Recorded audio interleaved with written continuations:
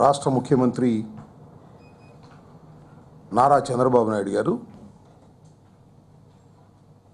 America పర్యటనకు వెళ్ళారు. చంద్రబాబు నాయుడు గారికి విదేశ పర్యటనలు వెళ్ళడం కొత్తేమీ కాదు. ఇంతకుముందు అనేక సందర్భాల్లో Singapore, Japan, Davos, China, Malaysia వగైరా వగైరా దేశాలన్నీ వెళ్ళారు. అలాగే ఇవాళ ప్రపంచంలోనే అగ్రరాజ్యమైనటువంటి అమెరికా వెళ్ళారు.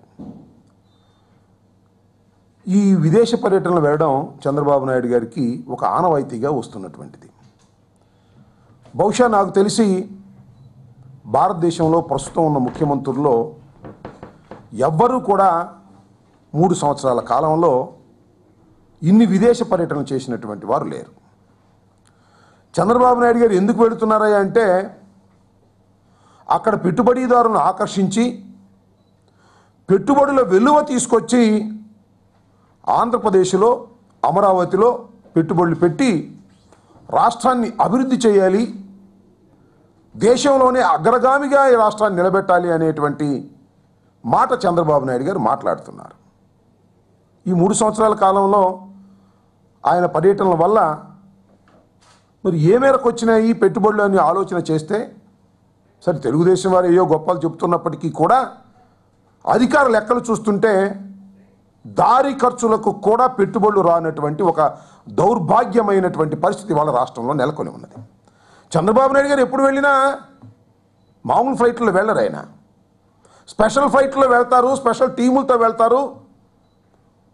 చాలామందికి అనుమానం ఏమిటంటే చంద్రబాబు నాయుడు గారు ఇతర దేశాల నుంచి పెట్టుబడులు తీసుకురావడం కంటే ఇక్కడ దోచుకున్నటువంటి లక్షల కోట్ల రూపాయలని అక్కడ పెట్టుబడులుగా పెట్టుకునేటువంటి పరిస్థితులు ఉన్నాయో లేవో పరిశీలించడానికి వెళుతున్నారేమోననేటువంటి భావన ఇవాళ ఆంధ్ర రాష్ట్ర ప్రజల్లో కలుగుతూ ఉన్నది.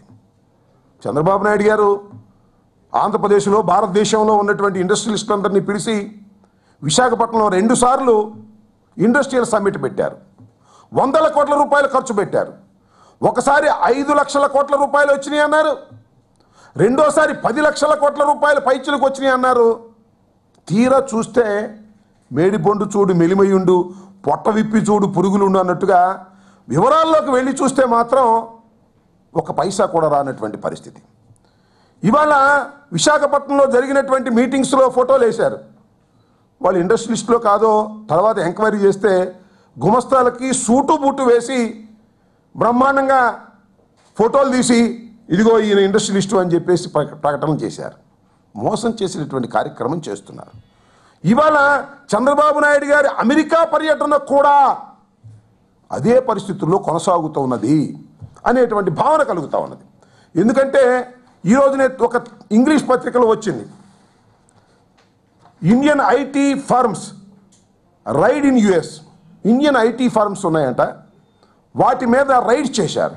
ఎవరయ్యా వీళ్ళందరూ అంటే చంద్రబాబు నాయుడు గారితో ఎంఓయూలు చేసుకోవడానికి క్యూలో నిలబడ్డటువంటి కంపెనీలు.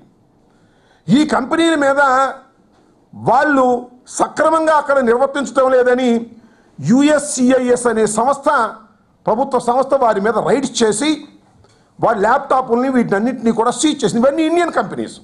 నేను ఎందుకు ఈ విషయాన్ని చెప్తున్నానంటే ఇక్కడ సూటు బూటు వేసుకున్నటువంటి గుమస్తాలతో ఫోటోలు దిగి బ్రహ్మాండంగా వేసుకున్నట్టుగానే చంద్రబాబు నాయుడు గారు అమెరికాలో ఉన్న ఇండియన్ కంపెనీసు, ఫ్రాడ్ కంపెనీసు, వాటితో ఎంఓఏలు చేసుకొని బ్రహ్మాండంగా ఫోటోలు వేసి పెట్టుబడులు వెల్లువా వచ్చేస్తుందని చెప్పేసి ఆయన చెప్పడం, ఇక్కడ కొన్ని పత్రికలు రాయడం చూస్తుంటే చాలా బాధ కలుగుతూ ఉన్నది.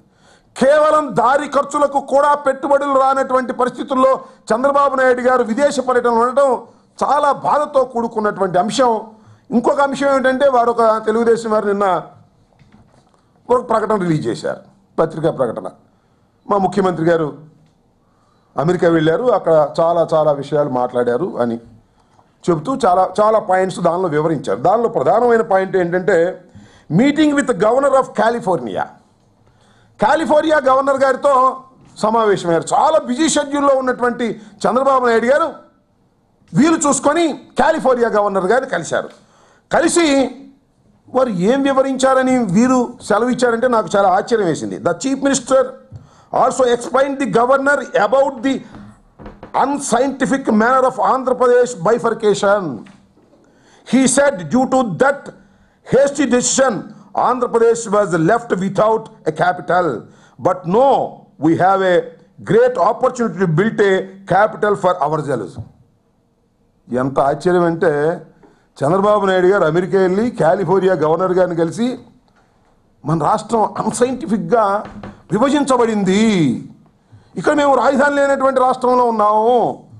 ఏంది నాకు అర్థం కాలే. చంద్రబాబు నాయుడు గారికి మతిపోయిందా లేక ఆంధ్రప్రదేశ్లో వినే వాళ్ళకి మతిపోయిందో నాకు అర్థం కాల. ఒక రాష్ట్ర ముఖ్యమంత్రి విదేశాలకు వెళ్ళి మన దేశంలో ఉన్న అంతర్గతమైనటువంటి విషయాలని అక్కడ కాలిఫోర్నియా గవర్నర్ గారితో మాట్లాడుతున్నాడు. నిజంగా మాట్లాడాడో మరి రాశారో నాకు అర్థం కాలేదు, కానీ చాలా జోక్గా ఉందంటున్నా.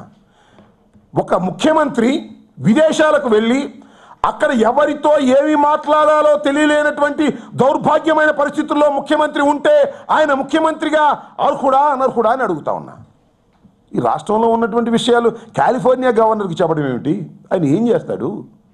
ఇలాంటి పిచ్చి పిచ్చి ఆలోచనలు, పిచ్చి పిచ్చి మాటలు మాట్లాడి ప్రజల్ని అమాయకులను చేసేటటువంటి పరిస్థితుల్లో చంద్రబాబు నాయుడు గారు చేస్తున్నారు.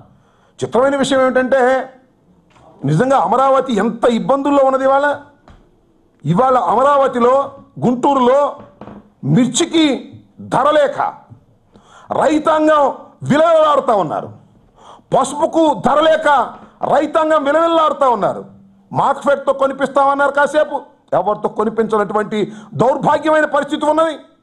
కేంద్ర ప్రభుత్వం 10% ధర పడిపోయింది కాబట్టి మేము ఇంటరాక్ట్ అవుతున్నామని చెప్తే 10 కాదు నాయనా 50% పడిపోయింది. పోయిన సంవత్సరం ఇదే మిర్చి 1,400 రూపాయలు 1,300 రూపాయలు అమ్మితే ఇవాళ 300 రూపాయలు 14,000 రూపాయలకు అమ్మితే ఈ సంవత్సరం 2,500 అమ్మేటటువంటి దౌర్భాగ్యమైన పరిస్థితులు ఉన్నది. మీరు ఎక్కువగా కొనాలి అని చెప్పవలసినటువంటి ముఖ్యమంత్రి ఎక్కడున్నాడు ఇవాళంటే అమెరికాలో ఉన్నాడు. మంచిదే, అమెరికాలో పెట్టుబడి తీసుకురావడానికి వెళ్తే మాకేం అభ్యంతరం లేదు. రాష్ట్రంలో రైతాంగం ఉన్న పరిస్థితి ఏమిటి? అమరావతిలో నువ్వు రాజధాని చెప్తున్నావే, ఆ అమరావతిలో ఉన్న రాజధానిలో ఉన్న పరిస్థితులు ఏమిటి? ఆర్తనాదాలు చేస్తున్నారు. లక్షల క్వింటాళ్ళ మిర్చిని తీసుకొచ్చి బయట పెట్టుకొని గోడౌన్లో లేక మార్కెట్ యార్డ్లో స్థలం లేక బయట పెట్టుకొని ఆర్తనాదాలు చేస్తుంటే అదేదో సామెత చెప్తారు, నీరో చక్రవర్తి గారు రోమ్ తగులడిపోతుంటే వీణ వాయించుకున్నాడట. ఆ సామెతగా చంద్రబాబు నాయుడు గారు గవర్నర్ గారి దగ్గరికి వెళ్ళి, కాలిఫోర్నియా గవర్నర్ గారి దగ్గరికి వెళ్ళి అక్కడ రాష్ట్ర విభజన గురించి ప్రస్తావన చేస్తున్నాడంట, మనం వినాలట. ఏమండి చంద్రబాబు నాయుడు గారు, రాష్ట్ర విభజన గురించి ప్రస్తావన చేయవలసింది, అడగవలసింది ఎవరిని? మీరు గవర్నర్ని అడగాల, మన రాష్ట్ర గవర్నర్ని అడగాల, ఇండియన్ ప్రెసిడెంట్ని అడగాల, ప్రధానమంత్రిని అడగాల, పార్లమెంట్ని అడగాల, వీరెవరిని అడగారు మీరు? అసలు నాకు తెలియక అడుగుతా. ఈ రాష్ట్రం విభజన కావాలని మీరు కదా కోరుకున్నది. మొట్టమొదట 2008 అక్టోబర్లో మొట్టమొదటిసారిగా లెటర్ ఇచ్చింది మీరు. ఆ తర్వాత షిండే కమిటీకి మీరు ఇచ్చారు లెటరు, చిదంబరం కమిటీకి మీరు ఇచ్చారు లెటరు. మీరు అందరూ ఇచ్చి ఇక్కడేమో తెలంగాణలో ఏమో ఈ రాష్ట్ర విభజనకి మేమే ప్రధాన కారకులం అని ఇక్కడ చెప్తారు, అక్కడికి వచ్చేమో రాష్ట్రాన్ని అన్సైంటిఫిక్గా డివైడ్ చేశారని అక్కడ చెప్తారు. అమెరికా వెళ్ళి కాలిఫోర్నియా గవర్నర్తో ముచ్చటిస్తారు. ఏమిటో ఈ పరిస్థితి చాలా దారుణంగా ఉన్నది చంద్రబాబు నాయుడు గారు. ఇది సరైనటువంటి పద్ధతి కాదు. ఇలా మాట్లాడేటటువంటి వ్యక్తి ముఖ్యమంత్రిగా అనర్హుడు అనేటువంటి భావన రాష్ట్ర ప్రజల్లో కలుగుతున్నటువంటి సందర్భాన్ని మనం చేస్తున్నాం.